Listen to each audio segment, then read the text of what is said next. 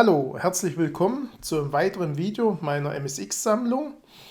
Ich will euch heute mal ein paar Spiele, es sind Disketten, Module, einfach mehr Spiele zeigen. Dann fangen wir hier an und zwar mit dem ersten, das wäre Dyson Raku 2. Das ist von Microcabin. Das ist ein Strategiespiel. Es ist sehr umfangreich, es ist ein rundenbasierendes Spiel. Haben sie reale Waffensysteme genommen, wie den Abrams Panzer, Leopard 2 Panzer. Das ist muss ich sagen, war damals ein bombastisches Spiel. Wir haben da Stunden dran versenkt. Das ist nur zum Empfehlen. Was halt noch ist, wenn man einen MSX 2 Plus Rechner hat, sind die Denkpausen vom Computergegner relativ lang. Hat man einen MSX Turbo Rechner, geht das Spiel sehr viel flüssiger. Aber wie gesagt, das ist ein sehr gutes Spiel. Das sind jetzt auch Disketten.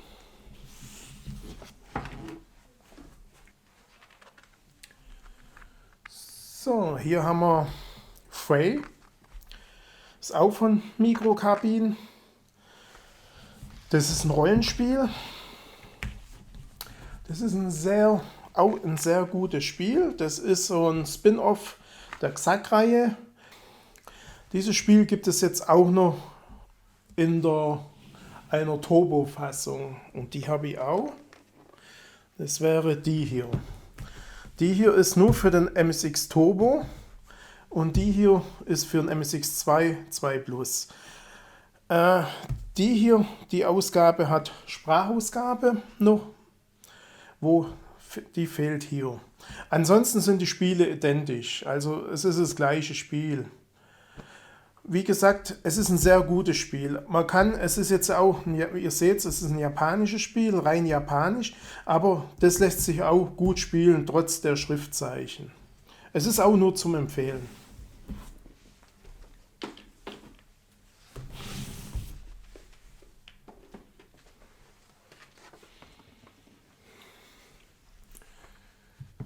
So, hier haben wir Illusion City. Ist auch ein Rollenspiel. Das ist jetzt aber, wie ihr seht, ein reines Turbo-Spiel. Es nutzt auch hier, wie ihr seht, MIDI-Sound. Der ist bombastisch. Und die Grafik für das Gerät, es ist bombastisch. Es ist ein super Spiel. Ich habe das bis zum Schluss gespielt. Also die Story, die spielt in einem düsteren Hongkong der Zukunft, welches mit Dämonen befallen ist und man muss die befreien quasi, die Stadt. Also ich finde von der Story, das ist sehr gut, kommt sehr gut rum. Man muss es spielen. Es ist auch ein Diskettenspiel, es sind 8 Disketten. Es ist halt allerdings nicht mehr einfach zu kriegen und teuer.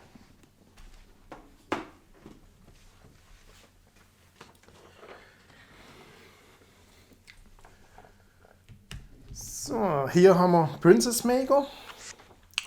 Das ist jetzt auch von Microcabin. Ja, ich habe das Spiel damals in einem MSX-Magazin aus Japan habe ich das gesehen. Ich konnte ja das Japanische nicht lesen. Ich habe die Bilder halt angeguckt und habe mir irgendwas anderes erhofft, was es doch nicht ist. Also das ist so eine Art Simulation.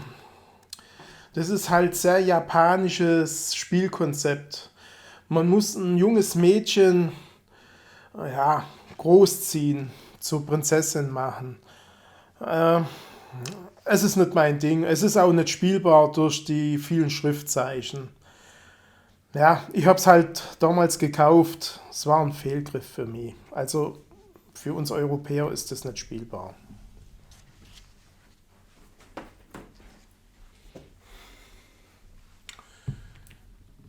Hier haben wir Xack,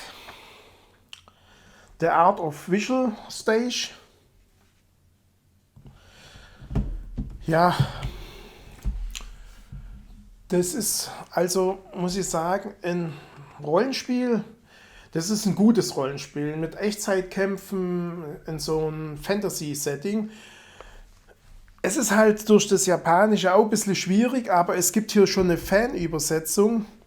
Aber ich bin ziemlich weit gekommen. Ich habe ja damals das hier gespielt, also die japanische Version. Ich bin relativ weit gekommen. Es hat auch brutal Spaß gemacht. Es wäre natürlich schöner gewesen, wenn man noch was von der Story mitbekommen hätte. Aber trotzdem, es ist ein sehr gutes Spiel. Und wenn ihr spielen wollt, guckt nach einer Fanübersetzung.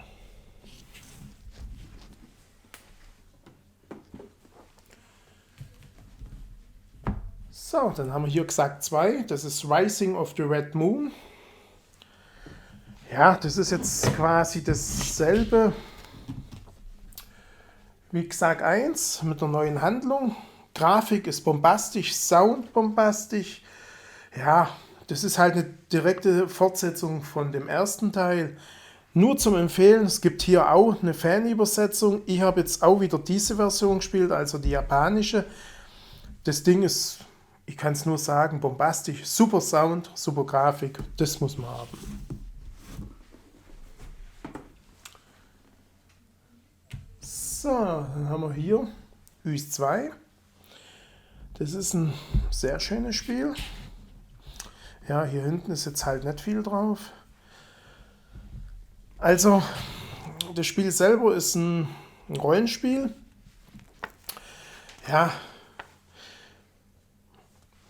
es ist ein gutes Action-Rollenspiel mit Echtzeitkämpfen, ja, aus der Vogelperspektive. Grafisch finde ich sehr gut. Und der Sound, das hat jetzt kein FM-Sound, sondern das ist ja noch der alte PSG-Sound, kommt aber bombastisch rüber. Von der Grafik her zu der Zeit hat Felgen da echt was Gutes abgeliefert. Das Spiel ist echt zum Empfehlen. Ich habe jetzt das auch ziemlich weit gebracht. Auch das Japanische gibt es allerdings jetzt ja auch schon in einer Fanübersetzung. Das Spiel ist echt gut, nur zum Empfehlen, aber wie halt alles bei MSX, es ist nicht billig.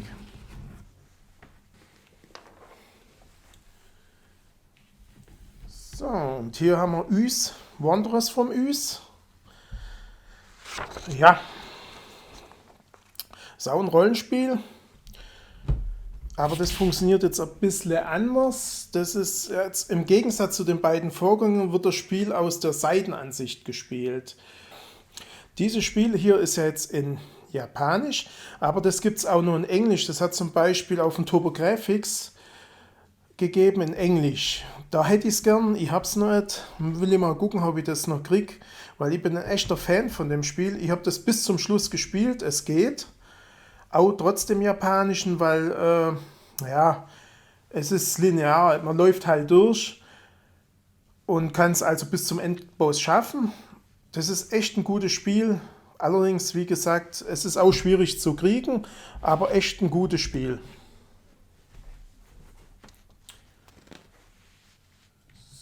So, dann haben wir hier Dragon Slayer, The Legend of Heroes. Ja, das ist ein Rollenspiel. Drehe ich es mal um, dann könnt ihr das nach hinten sehen. Das ist für ein MSX2. Ja, das ist ein sehr gutes Spiel mit spannender Story, ja, und einem guten, rundenbasierten Kampfsystem. Ich finde, die Grafik ist toll, Sound ist toll. Es ist halt auch wieder, ich habe hier das Japanische. Es gibt auch eine Fanübersetzung. Ich bin ziemlich weit gekommen, kann ich sagen. Ich habe es nicht beendet, weil irgendwann bin ich mal hängen geblieben, weil ich nicht mehr wusste, wie es weitergeht. Aber das Ding ist echt bombastisch gut. Ich will das vielleicht auch mal, wenn ich Zeit irgendwann finde, das mal die englische Fanübersetzung spielen. Mal gucken, ob ich das zu Ende bringe. Das ist echt ein gutes Spiel. Die Serie gibt es ja übrigens heute immer noch.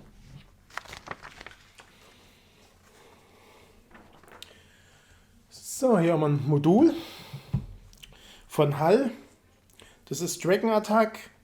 Ja, das ist ein Shoot'em Up, so ähnlich wie Space Invaders. Ja, es ist keine gute Umsetzung. Hier haben wir Heavy Boxing. Ist auch von HAL. Ja, das ist so ein Sportspiel. Grafisch ist es, ja, Was will ich sagen, ihr seht selber, nicht so arg toll. Soundtechnisch ist auch nicht viel geboten. Ja, es ist ein mittelmäßiges Boxspiel. So, hier haben wir Rollerball. Das ist auch von Hall. Also, das ist eine Pinballmaschine. Und soviel ich weiß, sind es 4 Segmente. Also der Tisch besteht aus 4 Segmenten. Das Ding macht echt Spaß. Ich habe mit meinem Sohn damals viel Zeit damit verbracht. Der hat auch voll Spaß an dem Ding gehabt. Das Ding ist nicht schlecht und die Ballphysik, die ist echt gut umgesetzt. Also das Spiel ist echt zum Empfehlen.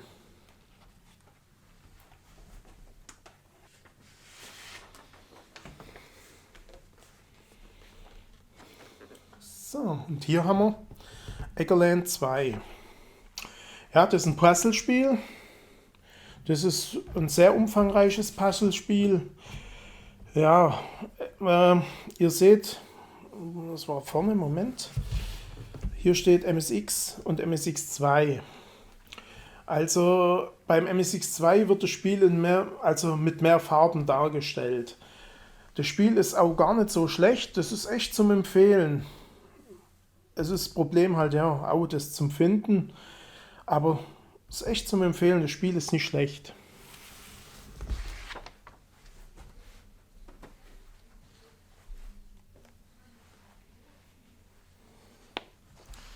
So, hier haben wir wieder ein Modul. Ja, das ist Frontline.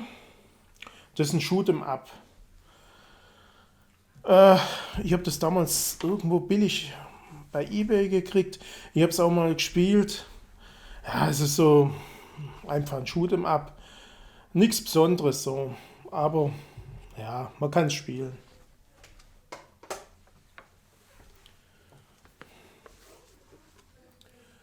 So, hier haben wir Down Patrol.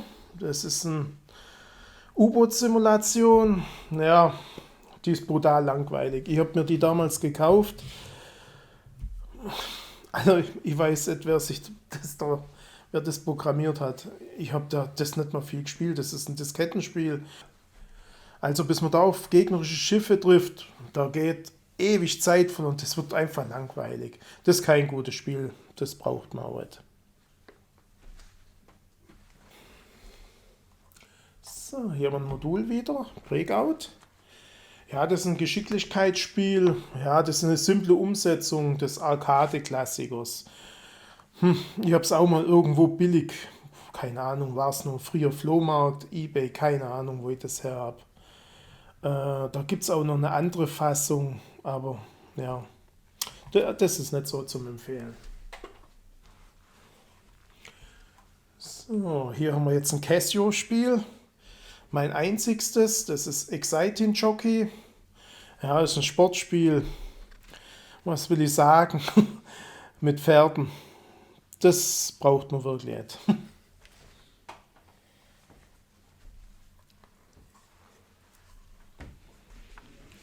Oh. Hier haben wir Super Triton. Ja, es ist ein Rollenspiel.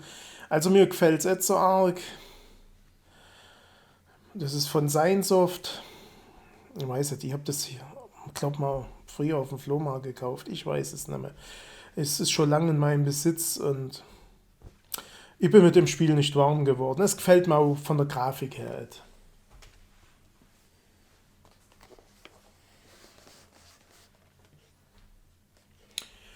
So, und hier haben wir Torbelzip für ein MSX2. Hier gibt es auch noch eine MSX1-Fassung. Das ist jetzt hier von Infograms. Ja, das ist ein Shoot'em Up. Das Ding ist gar nicht so schlecht, also das ist nicht verkehrt. Das ist ein interessantes Spiel. Man kann da auch relativ viel Zeit dran verlieren. Also ich finde das auch nicht schlecht. Das ist auch das Problem. Wo kriegt ihr das? Das ist halt alles schwierig zu kriegen. Aber das ist auch gut. So, ich glaube, ja, jetzt habe ich da nichts mehr liegen. Ich hoffe, es hat euch gefallen. Es wäre nett, wenn ihr vielleicht ein Like da lassen tätet oder einen Kommentar. Ich habe jetzt von der Art Spiele noch mehr. Ich werde jetzt da nur mal ein paar draus machen. Und ich hoffe, wir sehen uns wieder. Und dann sage ich Tschüss.